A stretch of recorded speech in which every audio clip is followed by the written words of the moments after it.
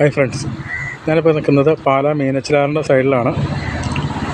മീനച്ചിലാറ് ഏറെക്കുറെ കര കവിഞ്ഞ് ഒഴുകാറായിട്ടുണ്ട്. നല്ല കലങ്ങി നല്ല ഒഴുക്കോടു കൂടിയാണ് വെള്ളമൊക്കെ വരുന്നത്. ഇപ്പോൾ ഒത്തിരി വേസ്റ്റും തടിയും ഒക്കെ ഒഴുകി വന്നിട്ടുണ്ടായിരുന്നു. സാധാരണ ഇത് ഈരാറ്റുപേട്ട, അടുക്കം, ഇല്ലിക്കൽ ആ ഭാഗത്തൊക്കെ ഉരുൾ പൊട്ടുമ്പോഴാണ് ഇത്രയും വെള്ളം കയറുന്നത്.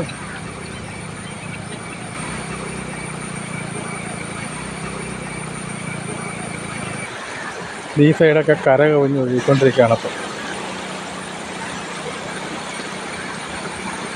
നല്ല കട്ട കലക്കവെള്ളമാണ്.